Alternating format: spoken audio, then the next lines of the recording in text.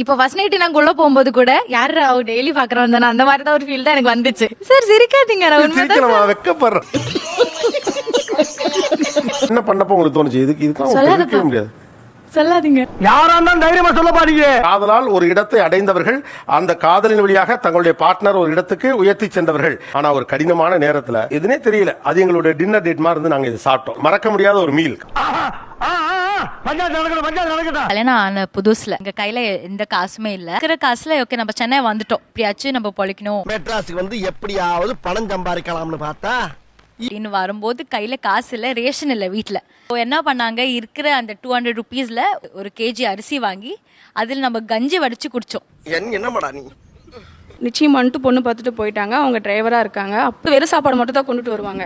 அப்போ ஃபோன் பண்ணி கேட்டாங்க, ஏதாவது குழம்பு வச்சு தரியா அப்படின்னு சொல்லி கேட்கும்போது வந்து சமைக்கலாம் தெரியாது. அப்போ மரத்துல வந்து வாழைக்காய் மட்டும் தான் இருந்தது. அதனால வாழைக்காயை பொரிச்சு வணக்கி, அப்புறம் பீட்ரூட்டை பருப்புல போடணுமான்னு கூட எனக்கு தெரியாது. ஆனா பீட்ரூட்டை பருப்புல போட்டு தாளிச்சு, அப்போ 2 பேரும் மதியம் வந்து வண்டி நிறுத்திட்டு வந்து ஒன்னா சாப்பிட்டு தரணும். சொல்லுப்பா, எங்க ஜோடி பொறுத்த எப்படி இருக்குது? சக்கரை பொங்கலும் வடகரி மாதிரியும் இருக்குங்க. அவருக்கும் வருமானம் இல்ல, நானும் எனக்கும் வருமானம் இல்லாம தான் மேரேஜ் ஆச்சு. உங்களுடைய அக்காவோட இதுல தான் நாங்க இருந்தோம். சாப்பாடு போடுவாங்க, மத்ததெல்லாம் எதுவும் நம்ம எதிர்பார்க்க முடியாது இல்லையா அவங்க கிட்ட. வீட்டுக்கார்ட்ட கேட்கலாம். அப்படி கேட்கும்போது சமோசா கேட்டு இருக்கும் போது அவர்கிட்ட பைசா இல்ல, 2 ரூபாய் தான் அப்ப சமோசா. அத வேற ஞாபகப்படுத்திட்டீங்க. நெஞ்சமெல்லாம் பொண்ணா இருக்கு தம்பி, மறக்க முடியல. ஒண்ணுதான் வாங்க முடியும். அது வந்து அக்கா பசங்க எல்லாம் தாண்டி எனக்கு எடுத்து வந்து கொடுக்கணும். இது தப்பாயிடும் இல்லைங்களா?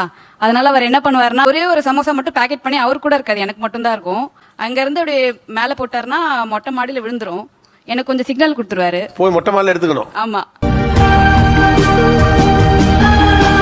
கஷ்டப்பட்டு காதலிச்சு பிரச்சனைகளை கடந்து 2 பேரும் வாழ்க்கையில ஒன்று சேர்ந்து வளர்ந்து அப்படின்னு இதுல பல சந்தர்ப்பங்கள் இருந்திருக்கும். அதுல சில நேரங்கள் உங்களுக்கு தோணி இருக்கலாம், வறுமையில இந்த நெருக்கடியில அல்லது நான் இப்படி பேசினப்ப நீ என்னை விட்டு போயிருக்கணும், ஆனா நீ போலையே ஏன் அப்படின்னு உங்க மனசுக்குள்ள ஒரு கேள்வி இருக்கலாம். ஆபீஸ் போறதுக்கு டைம் ஆயி போச்சு, நீங்க வேற ஆள்கிட்ட கிட்ட தெரிஞ்சுக்க. வந்து ஒரு கார்னியல் இன்ஃபெக்ஷன் வந்துட்டு லெஃப்ட் ஐ வந்து ஃபுல்லா பிளைண்ட் ஆயிடுச்சு. ஸோ வெளியே வரவே முடியல. ஒரு 7 மந்த்ஸா வந்து டார்க் ரூம்லேயே தான் இருந்தேன். ஸோ ஒரு நாளும் நைட் அழுவேன். ஏன்னா டாக்டர்ஸ் வந்து எவ்வளோ ஹாஸ்பிட்டல் போயிட்டு ட்ரீட் பண்ண முடியாதுன்னு சொல்லிட்டாங்க. என்னை விட்டு போயிடு, நீ என்ன டிவோர்ஸ் பண்ணிடு, வேற யாருன்னா கல்யாணம் பண்ணிக்கோ, யூ லுக் வெரி ஹேண்ட்ஸம், ஏன் என்னோட லைஃப்ல இருக்க அப்படின்னு சொல்லிட்டு அழுவேன். நான் உன்னை விட்டுட்டு போக மாட்டேன். கேளுங்க, ஏன் போல? ஏன் போல? எங்க போறது? ஒரு அசிங்கமாய் போச்சு குமார். நான் வந்து பிசிக்கலி சேலஞ்சு பர்சன். ஃபர்ஸ்ட் வந்து கொஸ்டினே வந்து அந்த பொண்ணு இப்படி இருக்கு, எதுக்கு உனக்கு அந்த பொண்ணு வேணாம் அப்படின்னு நிறைய வந்து பேரண்ட்ஸ் சைடே வந்து கேட்டு எல்லாமே இது பண்ணாங்க. தைரியமா போக வேண்டியதானே? நானே இவர்கிட்ட சொல்லியிருக்கேன், வேணாம் நீங்க வந்து உங்க லைஃப பாருங்க, நான் என் லைஃப பாக்குறேன் அப்படி சொல்லிட்டு. அதுக்கப்புறம் 4 இயர்ஸ் வந்து இவரு வந்து நான் பாக்கல. சும்மா இப்படி பயந்துகிட்டே இருந்தேன்னு வச்சுக்க, வாழ்க்கை உன செஞ்சிரும் நினைச்சா அந்த 4 இயர்ஸ் என்னை விட்டு போயிருக்கலாம். ஏன் 4 இயர்ஸ்க்கு அப்புறம் மறுபடியும் வந்து எங்க அம்மா கிட்ட சண்டை போட்டு மேரேஜ் பண்ணாங்க. இப்போ எங்க அம்மாவும் அதான் கேக்குறாங்கல்ல, எப்படி அன்னைக்கு வந்து என்கிட்ட சண்டை போட்ட, என் பாப்பா தான் வேணும் நீ ஏன் கேட்ட அப்படின்னு. என்னுடைய பேஷனுக்காக நான் அதை தேடி பேசனா. நான் ஸ்ப்ளெண்டர் பிளஸ் எல்லாமே பிடிச்சி போய் தான் சார் நான் மேரேஜ் பண்ணேன். வீட்டில் வந்து சப்போர்ட் இல்லை, ஆனால் அவங்க வீட்லையுமே ஃபர்ஸ்ட் அக்செப்ட் பண்ணல, இப்போ வந்து அக்செப்ட் பண்ணிட்டாங்க. என் வீட்டில் நான் அக்செப்ட் பண்ணல. தோணல அது போல விட்டு போக கூடாது, நம்ம பிடிச்சி போய் தானே லவ் பண்ணோம். என்ன சொல்றான் பாருங்க, கம்பி கட்டுற கதையெல்லாம் எடுத்து போடுறான். என்னோட அப்பாவோட தங்கச்சியோட பையன் அவங்க. அதனால சின்ன வயசுல இருந்தே ஒட்டுக்காதான் சார் இருப்போம். அவரை கல்யாணம் பண்ணும்போது நான் அவரை கல்யாணம் பண்ண போறேங்கிற ஃபீல் எனக்கு வரவே இல்லை. இப்ப ஃபர்ஸ்ட் நைட் நாங்க உள்ள போகும்போது கூட யாரு அவ டெய்லி பாக்குறோம் தானே அந்த மாதிரி தான் ஒரு ஃபீல் தான் எனக்கு வந்துச்சு. சார் சிரிக்காதீங்க, நான் உண்மைதான் வெக்கப்படுறேன். சின்ன வயசுல இருந்து நான் பாத்துட்டு இருக்கேன், இவர் எப்படி என்ன எந்த சிச்சுவேஷன்ல எப்படி பண்ணுவாருங்கிறது எனக்கு தெரியும். எங்க வீட்லயே என்ன கல்யாணம், நீ ஏமா இந்த பையனை கல்யாணம் பண்றான்னு கேட்டாங்க. உங்க வீட்லயே கேட்டாங்க, ஃபேமிலிலே கேட்டாங்க, ஏன் என்ன கல்யாணம் பண்ண. அத வேற ஞாபகப்படுத்திட்டீங்க. நெஞ்சமெல்லாம் பொண்ணா இருக்கு. ஏன்னா அவர் என்ன லவ் பண்ற அளவுக்கு என்ன வேற யாரும் லவ் பண்ணல. உங்களுக்கு சில நேரத்துல இதெல்லாம் பண்ணா யாரா இருந்தாலும் போயிருப்பா, இப்படி பண்ணிட்டேனே என்ன பண்ணப்போ உங்களுக்கு தோணுச்சு? இதுக்கு முடியாது. சொல்லாதீங்க. யாரா இருந்தாலும் தைரியமா சொல்ல பாருங்க. என்னன்னா கொஞ்சம் பிசினஸ்ல லாஸ் ஆனப்ப யாருமே தர முடியாத அளவுக்கு எல்லாம் டார்ச்சர் கொடுத்துருக்கேன். ஏன்னா மென்டலி நானும் ரொம்ப ஸ்ட்ரெஸ் ஆயிட்டேன். அவங்க இல்லாம இருந்தா நானும் இந்த ஸ்டேஜுக்கும் வந்திருக்க முடியாது. நான் என்னைக்கோ வேற மாதிரி ஆயிருப்பேன். பார்த்தாலே தெரிகிறது. தெரிகிறதா? உங்க அண்ணன் உங்க கல்யாணத்தை எப்படி முடிச்சு வச்சு செஞ்சாங்க, பண்ணாங்க, போனாங்க. ஆனா என் வீட்டுக்காரோட அவங்க இன்னும் இந்த விஷயத்துல நெருக்கமாக இருக்கலாம். இன்னைக்கு என்ன எங்க போறோம் அந்த மாதிரி டாபிக் எதுவும் இருக்காது. எங்கேயாவது கிளம்பணும் அப்படி இருந்தா கூட ஒரு 5 நிமிஷத்துக்கு முன்னாடி வந்து சொல்லுவான். அந்த Emotional damage. மாதிரி ஒரு எமர்ஜென்சி சிச்சுவேஷன்ல மட்டும் தான் வந்து அவங்க கிட்ட கன்வே பண்றதே. என்ன தடுக்குது? என் ஃப்ரெண்டு மேரேஜ் பண்ணியிருந்தா நல்லா இருக்கும்னு தோணும். அப்போ இருந்த தாட் அது மாறி இருக்குது. ஆனா இருந்தாலுமே கொஞ்சம் இன்னும் அந்த வாப்போன்னு பேசுறதே. அப்படி ஒரு ஃப்ரெண்ட்ஷிப் தேவையில்ல, சொந்தக்காரன் தேவையில்ல, போங்கடா இருந்தா இருந்துக்கங்க, இல்லைன்னா விலகிக்கங்கடா. மாப்பிள்ளைன்னு கூப்பிட்டும் பேசல, அவங்க கிட்ட இருந்து கூட கொஞ்சம் மச்சான் வரும். நான் இன்னும் மாப்பிள்ளைன்னு சொல்லி ஸ்டார்ட் பண்ணல. ஏன் மாப்பிள்ளைன்னு ஸ்டார்ட் பண்ண முடியல? சார் அவன் கூப்பிடுவான் சார், எனக்கே கேட்காது அது. ஸோ இதான் மாப்பிள்ளை கூப்பிட்றான் போல நானே நினைச்சுப்பேன். நீங்க அவன் கூப்பிட்டா அவர் எப்படி உங்களை மாப்பிள்ளைன்னு கூப்பிடுவாரு? அது தெரியல சார், அப்படியே ஃப்ரெண்ட்ஸாவே இருந்துட்டோம் எனக்கு தெரிஞ்சு. தங்கச்சி ஹஸ்பண்ட்னா நம்ம ஒரு ட்ரீம் வச்சிருப்போம்ல, மாப்பிள்ள அந்த மாதிரி. ஒருவேளை ஏஜ் டிஃபரெண்டா இருக்கனால அப்படி இருக்குதானும். விவரமான பையன் நான் சொல்ல என்ன விவரம். வீட்ல ஆனா அம்மா அப்பா 2 பேருமே வாங்க அவங்க எல்லாம் மாப்பிள்ளை அதான் கேக்குறாங்க. உங்க அண்ணன் அவர் எப்படி கூப்பிடணும்னு ஆசைப்படுறீங்க? தீபக்னு கூப்பிட்டா நல்லா இருக்கும். வாடா போடான்னு கூப்பிடுறது கொஞ்சம் உறுத்தலா தான் இருக்கு. உங்க ஒய்ஃப் இவளை திரும்ப அண்ணின்னு கூப்பிட சொல்வா, இவ வாப்போன்னு தான். ஓ, நீங்க அண்ணின்னு கூப்பிடுறது இல்லையா? நீங்க உங்க ஒய்ஃப் என்ன சொல்லி கூப்பிடுறீங்க? இந்த மாதிரி பேர் வச்சுக்கிட்டோம் சார், அப்படிதான் கூப்பிடுவோம். அது எப்படி உங்களுக்கு அண்ணி இல்ல, அண்ணி தானே கூப்பிடணும். என்னத்த சொல்றது? எதையாச்சும் சொல்லியா?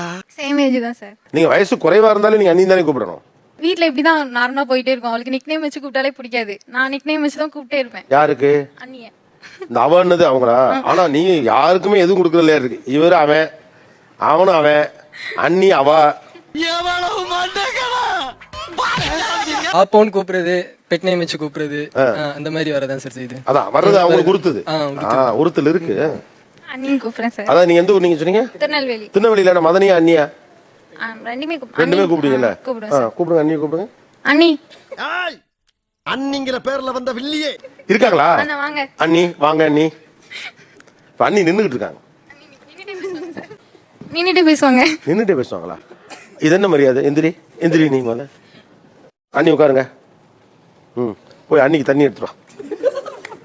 இன்னும் கொஞ்ச நேரத்துல அவ படிச்ச பட்டம் பறக்க போகுது. வீட்டுக்கு அண்ணி வந்திருக்காங்க. அண்ணன் உட்காந்துருக்காரு. அண்ணி எந்திரிச்சு உட்கார வச்சிருக்கீங்க. இப்ப அன்னிக்கு தண்ணி கொடுத்து வரவேற்க போறீங்க. கொடுங்க.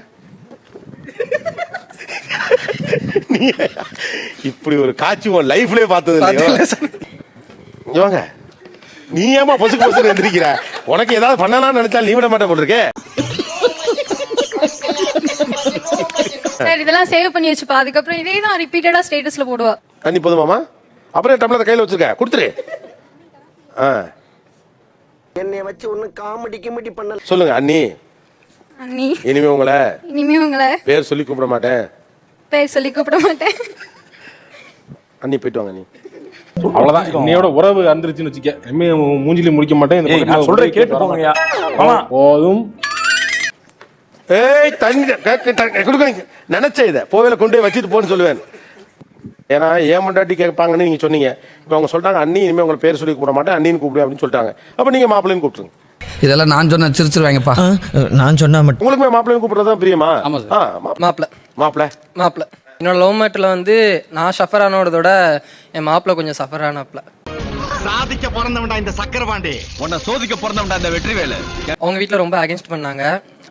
அப்போ வந்து கொஞ்சம் கை கலப்புல கொஞ்சம் கை டிஸ்லோகேட் ஆயிடுச்சு அவருக்கு.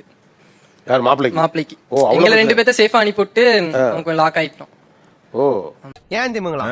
எப்படி? அதாவது என் காதல் பர்சன் மட்டும் யோசிக்காம பொண்ணை பிரிஞ்சவங்க வழியையும் யோசிக்கிறீங்கல்ல, அதுவே உங்க நல்ல குவாலிட்டி. ஏங்க நல்ல மருமகன் தாங்க, நல்ல பையங்க. பார்த்தாலே தெரிகிறது.